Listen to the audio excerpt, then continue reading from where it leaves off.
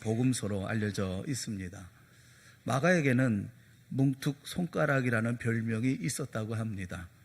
날마다 베드로와 함께 다니면서 그의 설교를 듣고 자기가 들은 설교를 그 짧고 굵은 손가락으로 양피지에 꾹꾹 눌러가며 마가복음을 기록했다고 합니다. 베드로가 마가에게 전해준 예수님에 대한 말씀 중에 베드로가 가지고 있었던 가장 강렬한 기억 중에 하나, 그것이 바로 예수님의 질문이었습니다. 제 아들을 향해서 예수님께서 질문하셨습니다. 그것은 너에게 나는 누구이냐라는 것이었습니다. 베드로는 예수님의 이 질문에 대답해서 크게 칭찬을 받기도 했지만 또 동시에 크게 책망을 받고 야단을 맞기도 했었던 바로 그 질문이었습니다. 베드로에게는 이 질문이야말로 뼛속 깊이 박혀 있었던 그런 질문이었습니다. 간혹 한 번씩 사람들은 짧은 문장으로 지혜와 통찰의 명언을 남깁니다. 소크라테스는 아주 짧은 말로 인생을 요약했죠. 너 자신을 알라. 이 말은 도서관을 헤집고 다니고 또 전문가를 찾아다니는데 시간을 낭비하지 말고 내가 누구인지부터 알아라. 거기서부터 모든 인생을 시작하라 라는 것이었습니다. 그리고 믿음의 자녀, 하나님의 자녀에게도 신앙의 시작점은 분명히 있습니다. 어디서부터 시작해야 할까요? 예수님은 그것을 우리에게 분명하게 알려주십니다. 이 질문에서부터 시작하는 것입니다. 너에게 나는 누구냐? 여기서부터 시작해야 한다는 것입니다.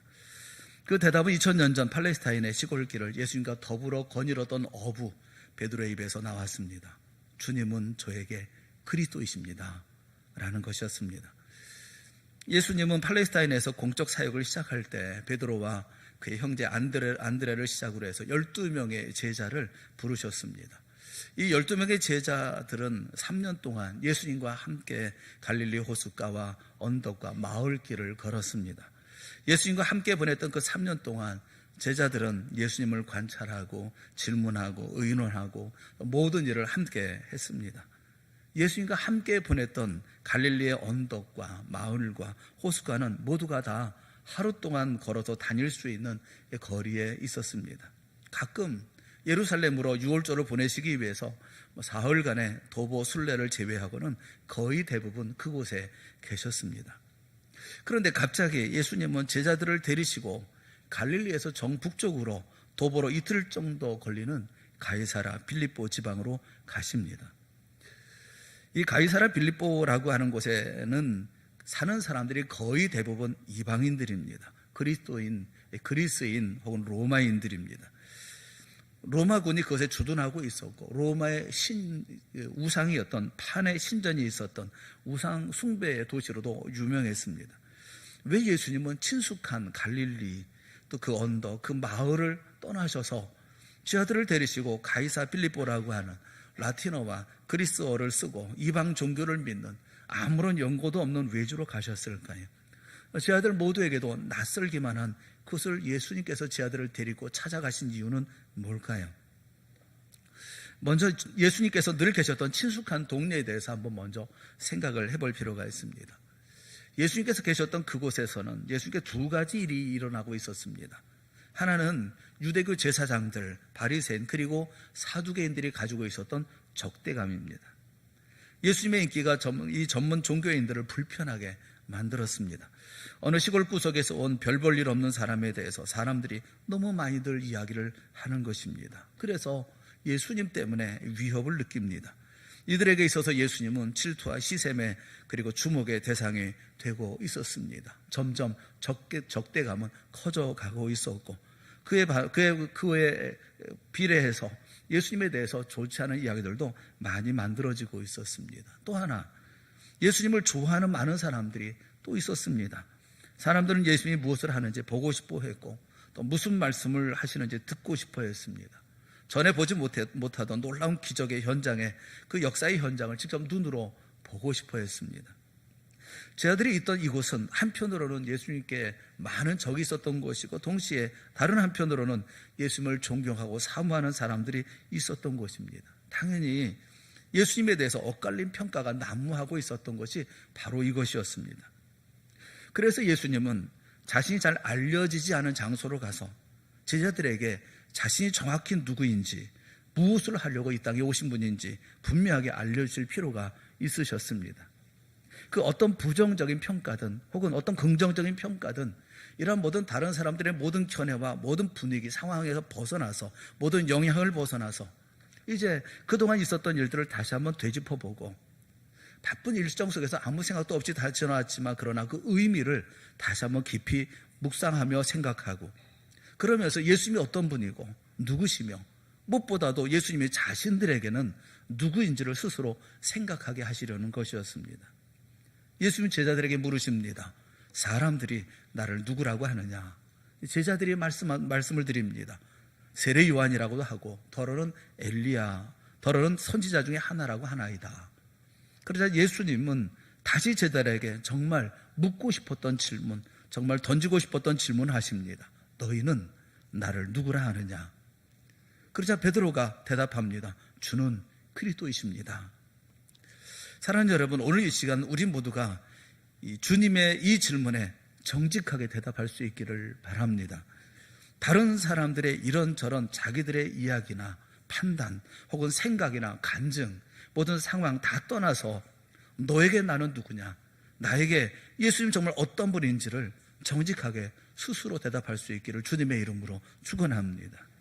이제건대 어려운 문제를 아려왔던 분, 힘겨웠던 모든 인생의 고비마다 길을 열어주시고 감당할 힘을 주시고 공고한 가운데 있을 때 위로를, 평안한 가운데 있을 때 비전을, 이보다 더 좋은 수가 없다고 여길 때 새로운 도전을 주신 분, 우리 주님 예수 그리스도.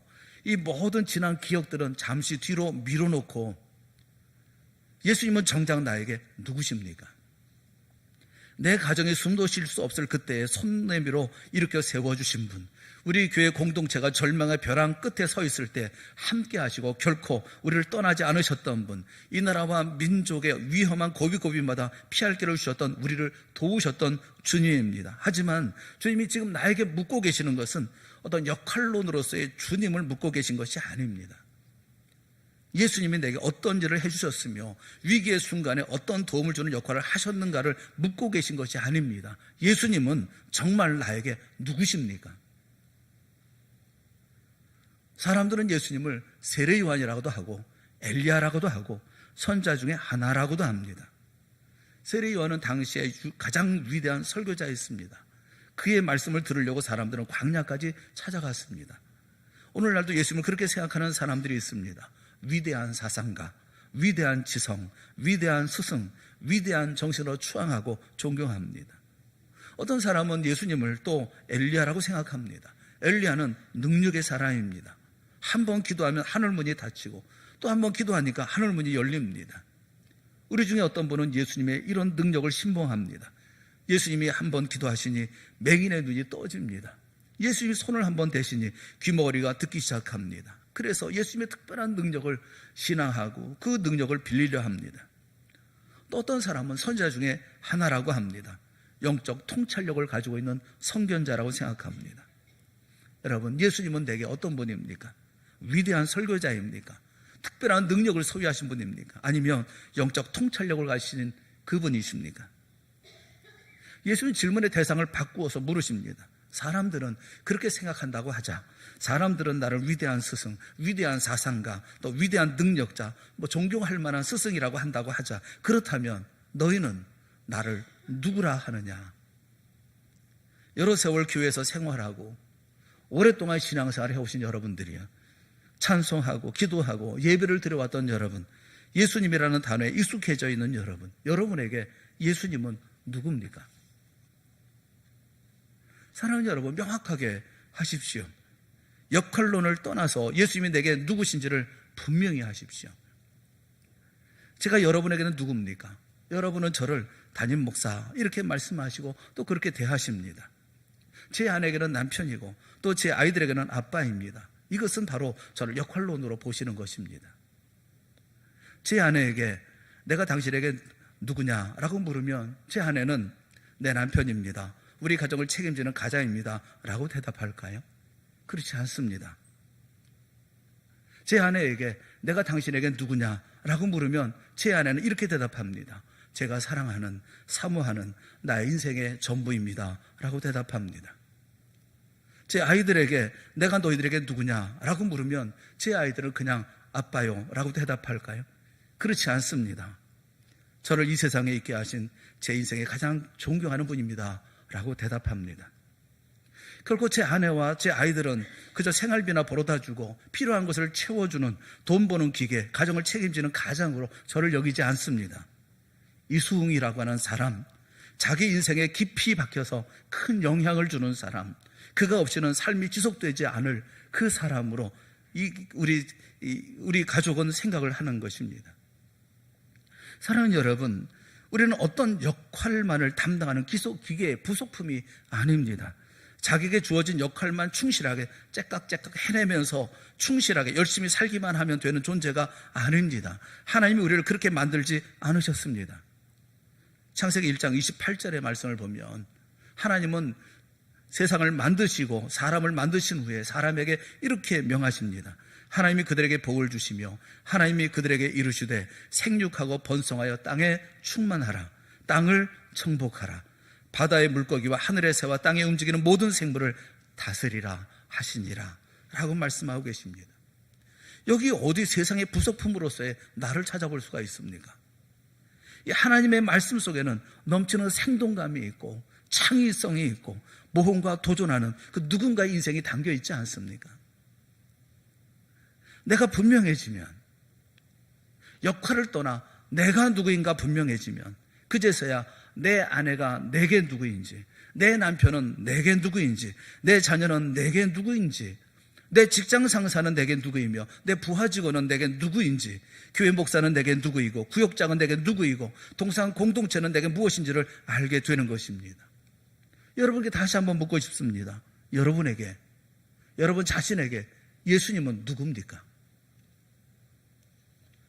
베드로는 주는 그리스도십니다 라고 대답합니다. 놀랍게도 그것은 정답이었습니다.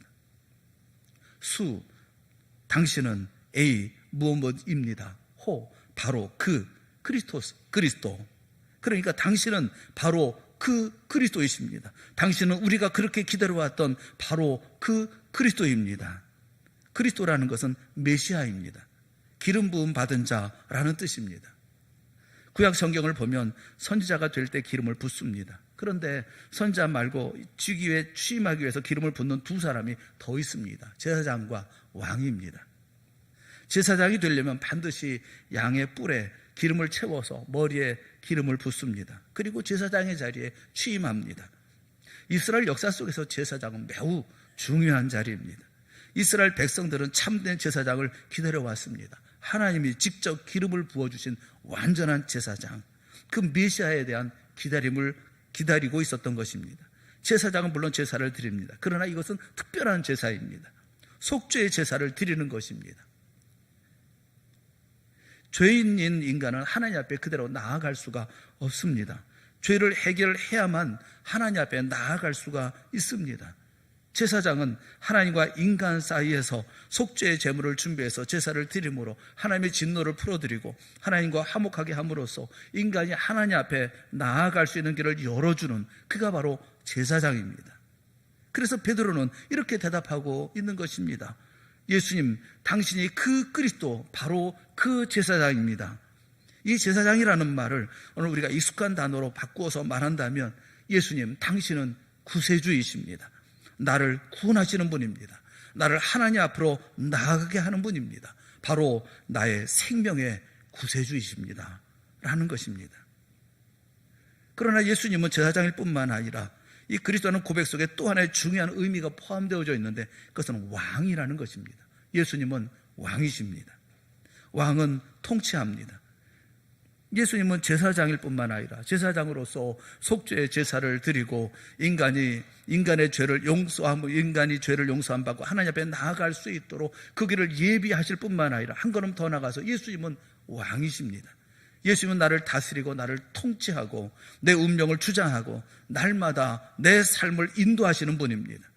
예수님은 왕이라는 이 말을 우리가 익숙한 단어로 바꾼다고 하면 예수님은 주님이시라는 말입니다. 주님이십니다. 나의 주인, 내 삶을 통치하고 다스리는 나의 주인. 예수님은 구주일 뿐만 아니라 동시에 예수님은 주님이십니다. 바로 이 그리스도이신 예수를 고백하는 사람이 성도고 바로 그가 그리스도인 것입니다. 베드로의 이 고백을 마태복음 16장 16절에 좀 더 자세하게 말씀을 하고 있습니다. 베드로는 이렇게 고백하고 있다고 말씀하고 있습니다. 주는 그리스도시요 살아계신 하나님의 아들이시니이다. 예수의 이 대답을 듣고 기뻐하시면서 바로 이 베드로의 고백 위에 주님의 교회를 세우시겠다고 약속하셨습니다. 그리고 음부의 권세가 결코 이기지 못할 것이라고 말씀하셨습니다. 예수님을 향한 주는 그리스도시요 살아계신 하나님의 아들이십니다는 고백 위에 세워진 것이 바로 오늘 우리의 교회이고, 우리 교회는 동산교회 이전의 주님의 교회인 것입니다. 예수님이 머리가 되신, 예수님을 그리스도로 고백하는 고백 위에 세워진 교회, 그 고백 위에 세워진 우리 공동체인 것입니다. 예수님을 하나님의 아들이시고 하나님이라고 고백하는 고백 위에 세워진 것이 바로 우리들이고, 그런 우리들이기 때문에 음부의 권세가 해칠 수가 없게 주님께서는 역사하신다는 것입니다. 오늘 우리는 예수님의 그 질문에 너는 나를 누구라 하느냐라는 예수님의 질문에 베드로처럼 고백할 수 있어야 합니다. 너는 나를 누구라 하느냐라고 묻는 질문에 대해서 함께 고백할 수는 우리가 되어줘야 합니다. 여러분 한번 따라해 보세요. 주는 그리스도시요 살아계신 하나님의 아들이십니다. 너는 나를 누구라 하느냐라는 예수님의 질문에 대해서 베드로처럼 고백하는 우리 모두가 되어질 수 있기를 주님의 이름으로 축원합니다. 한 번 다시 고백할 수 있는 우리가 됐으면 좋겠어요. 다 같이 한번 주는 그리스도시요 살아계신 하나님의 아들이십니다. 한번 우리의 마음을 다해서 고백하는 이 시간이 되어질 수 있기를 바랍니다. 다 같이 한번 고백합니다. 주는 그리스도시요 살아계신 하나님의 아들이십니다. 할렐루야. 만약 우리가 주는 그리스도시요 살아계신 하나님의 아들입니다라고 고백한다고 한다면 우리에게 보여줘야 할 세 가지가 있습니다. 우리의 삶 속에 나타나야 할 세 가지가 있습니다. 첫째는 사랑입니다. 예수님이 내게 누구이신지를 내가 알고 있다고 한다면 나는 예수님을 사랑하게 됩니다. 레오나르도 다빈치가 43살이 되었을 때 일이라고 합니다. 이태리의 밀란에 살고 있는 루도빈코라고 하는 공작에게 예수님의 최후의 만찬을 걸어달라는 부탁을 받았습니다. 이 다빈치는 3년간의 작업 끝에 마침내 그림의 초보를 완성하게 되었습니다. 다빈치는 그 그림을 친구에게 보여주면서 소감을 물었다고 합니다. 그때 다빈치의 친구는 예수님의 오른손에 들려진 잔을 가리키면서 이 잔은 너무 인상적이고 너무 사실적이다. 마치 살아있는 컵과 같다라고 말했다고 합니다. 그러자 다빈치는 갑자기 붓을 들어서 그 컵을 쥐어버리고 말았다고 합니다.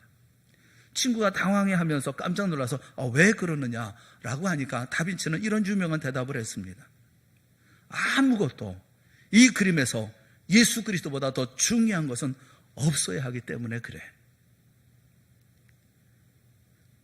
이 그림에서 예수 그리스도보다 더 중요한 것은 있어서는 안 되는 거야.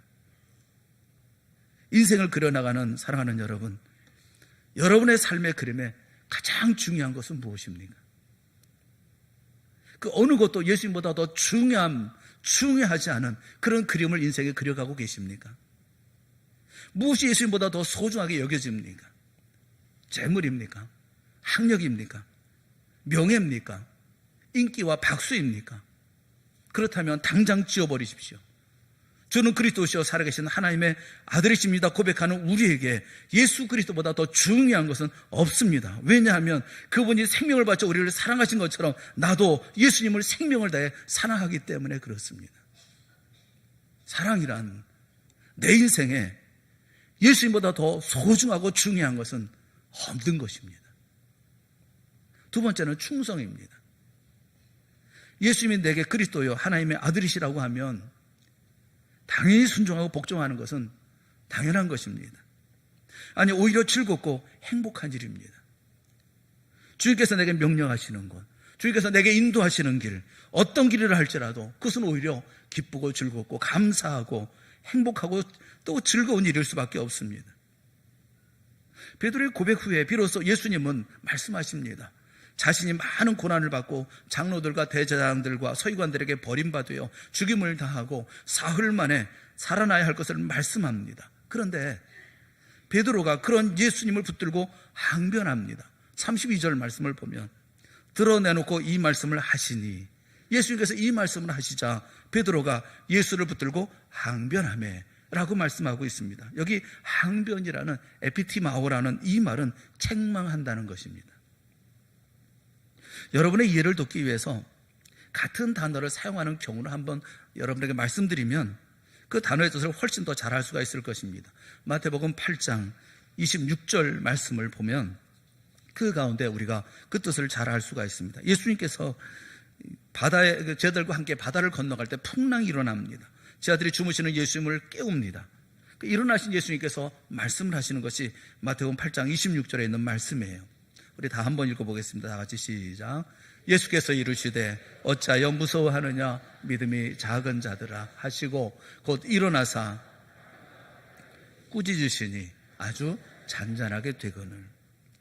여기 예수님께서 에피티마오라는 단어가 어떤 것이냐 하면 예수님이 바람과 바다를 꾸짖으셨다고 할 때 쓴 단어가 에피티마오입니다. 또 베드로의 장모의 열병을 꾸짖으셨다라고 얘기했을 때도 같은 단어입니다. 에피티마오를 씁니다. 그러니까 베드로는 예수님을 붙들고 마치 아랫사람처럼 나무라는 것입니다. 크게 꾸짖고 있는 것입니다. 주여 그리 마옵소서, 이 일이 결코 주께 미치지 아니할 것입니다. 주여 틀렸습니다. 잘못됐습니다. 그렇게 하시는 게 아닙니다. 그런 일이 생기지 않도록 내가 막을 것입니다. 그러자 예수님이 베드로에게 말씀합니다. 사단아 내 뒤로 물러가라 라고 꾸짖으십니다. 묘한 것은 예수님이 베드로를 꾸짖을 때도 같은 단어 에피티마오라는 단어를 사용하십니다. 여러분 누가 누구를 꾸짖어야 합니까? 여러분께 예수님은 누구십니까? 누구시기에 그렇게 입에 불평과 불만을 달고 사십니까? 심지어 어떤 분은 예수님을 야단치기까지 하십니다. 아니 주님 정신이 있는 것입니까? 없는 것입니까? 어쩌자고 어떻게 이런 일을 벌이십니까? 어떻게 내게 이런 일을 주십니까? 여러분 내게 예수님은 누구십니까?